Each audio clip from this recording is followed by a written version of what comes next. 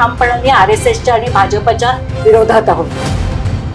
BJP बद्दलचा एक राग लोकांच्या मध्ये वाढायला लागलेला आहे. मराठी शाळा टिकवल्या पाहिजेत की वंचित समूहांना सन्मानपूर्वक जगण्याचा हक्क मिळाला पाहिजे. मुंबईसह राज्यातील 29 महापालिकांच्या निवडणुका सध्या सुरू आहेत. लवकरच या महापालिकांसाठी मतदान होणार आहे येत्या 15 जानेवारीला. आणि या सगळ्या निवडणुकीमध्ये सर्वात महत्वाची आघाडी म्हणून एक पाहिली जाते ती म्हणजे वंचित बहुजन आघाडी आणि काँग्रेस यांची आघाडी. जवळपास 25 वर्षानंतर दोन्ही पक्ष एकत्र आलेले आहेत. या सगळ्यांवरती आपल्यासोबत बोलण्यासाठी आहेत प्राध्यापक अंजलीताई आंबेडकर. ताई नमस्कार, माय महानगर लाईव्ह मध्ये आपलं स्वागत आहे. जवळपास 25 वर्षानंतर काँग्रेस आणि वंचित बहुजन आघाडी एकत्र आलेली आहे.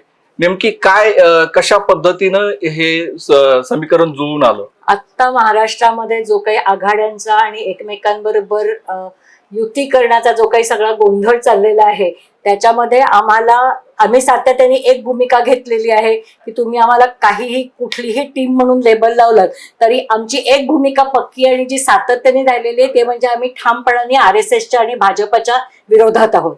आणि आत्ताच्या या सगळ्या राजकारणामध्ये आम्हाला काँग्रेस हा पक्ष एक पक्ष असा दिसतोय की त्यांनी भाजप बरोबर अलायन्स केलेला नाही. त्यामुळे आम्हाला तो आमचा नैसर्गिक अलायन्स आत्ताच्या परिस्थिती वाटतं. मुंबई महापालिकेमध्ये तुम्ही आज तुमचा जाहीरनामा प्रसिद्ध केलेला आहे. नेमकं काय मुंबई महापालिकेसाठी काय तुमचं विजन असणार आहे? मुळामध्ये वंचित बहुजन आघाडीचं जे पहिल्यापासूनचं विजन आहे की वंचित समूहांना सन्मानपूर्वक जगण्याचा हक्क मिळाला पाहिजे, तेच विजन घेऊन आम्ही मुंबई महानगरकडे पालिकेकडे बघतोय. कारण एक समृद्ध आणि चांगलं आरोग्यपूर्ण जीवन जगणं याच्यासाठीच्या ज्या काही सगळ्या सुविधा लागतात त्या देणं ही महानगरपालिकेची जबाबदारी आहे. त्यामुळे जोपर्यंत तुम्ही महानगरपालिकेच्या कडे असलेल्या बजेटला वंचित समूहांसाठी काम करण्याची एक दिशा देत नाही तोपर्यंत लोकांचं आयुष्य सुधारणार नाहीये, त्यांना आवश्यक त्या गोष्टी मिळणार नाहीयेत आणि तीच आमची विजन असेल. एक असं म्हटलं जात आहे की अदानी मुंबई गिळंकृत करतायत, धारावीचा विकास त्यांच्याकडे दिलेला आहे. त्यासाठीचं तुमचं काय नियोजन आहे? कशा म्हटलं जात नाही ते वास्तव आहे.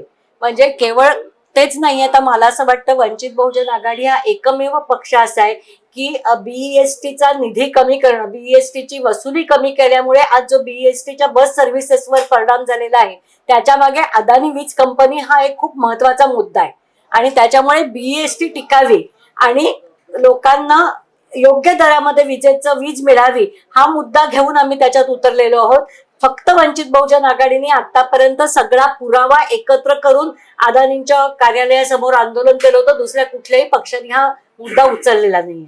नाही, तुम्ही आंदोलन केलेलं आहे. मात्र जेव्हा मुंबई महापालिकेमध्ये तुम्ही समजा तुमची सत्ता आली, काँग्रेस सोबत तुमचा महापौर झाला, तर नेमकं कशा पद्धतीनं धारावीच्या विकासासाठीच तुमचं नियोजन असणार आहे? तर आम्ही सावकाश अभ्यास करून देऊ. बरं, तुम्ही याच्यामध्ये शिक्षण म्हणजे सामाजिक न्याय असं म्हटलेलं आहे या तुमच्या अजेंड्यामध्ये, तुमच्या जाहीरनाम्यामध्ये. तर मराठी शाळा मुंबईतल्या बंद होत आहेत. मागच्या वेळेस जे केलं होतं पब्लिक स्कूल करण्यात आलेल्या होत्या, मात्र BMCच्या ज्या शाळा आहेत त्या विद्यार्थी कमी आहेत अशी सगळी कारणं देऊन बंद केली जात आहेत.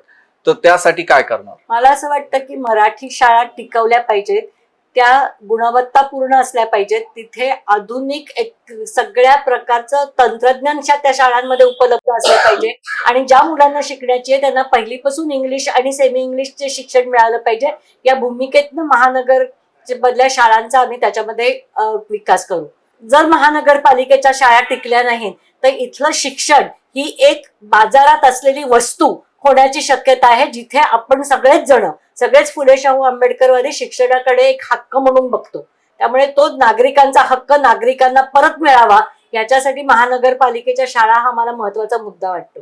आता तुम्ही जेव्हा तुमचा जाहीरनामा सांगितला त्याच्यामध्ये तुम्ही म्हटलं की आम्ही महापालिकेमध्ये सत्तेमध्ये येऊ. मात्र दुसरीकडे जर आपण पाहिलं तर भारतीय जनता पक्ष सत्तेमध्ये आहे, केंद्रात आहे, राज्यात आहे आणि ज्या पद्धतीची यंत्रणा त्यांच्याकडे आहे त्या तुलनेमध्ये काँग्रेस आणि वंचित बहुजन आघाडीकडे तशी यंत्रणा आहे का की त्यांना, कारण त्यांच्याकडे असलेली साधन संपत्ती यंत्रणा ज्या पद्धतीनं ते वापरतायत आज निवडणुकीमध्ये, म्हणजे आताच अंबरनाथचं उदाहरण घेतलं, नगर परिषदेमध्ये 11 नगरसेवक काँग्रेसचे निवडून आलेले होते त्यांनी राजीनामा दिला आणि ते आज भारतीय जनता पक्षामध्ये त्यांनी प्रवेश केलेला आहे.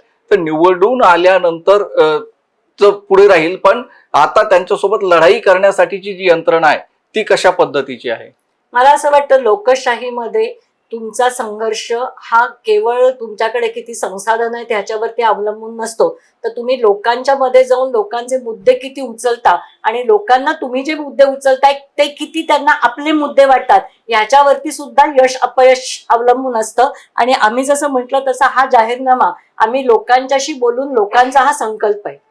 संसाधनं बीजेपीकडे संसाधनं आहेत हे सर्व जगाला माहिती आहे, पण म्हणून तरी सुद्धा लोकांच्या मते लोकांचं प्रबोधन करत राहणं आणि लोकांना योग्य लोकप्रतिनिधी निवडण्यासाठी त्यांच्याबरोबर राहणं हे प्रत्येक राजकीय पक्षाचं कर्तव्य आहे. तुमचे 50 पैकी 25 उमेदवार हे तरुण आहेत, त्यासोबत 24 महिला उमेदवार तुम्ही दिलेले आहेत असं सांगितलं. तर नेमके काय त्या महिलांची काय पार्श्वभूमी आहे आणि ते कशा त्या पद्धतीने सगळ्या महिला ह्या पक्षाच्या सक्रिय कार्यकर्त्या आहेत.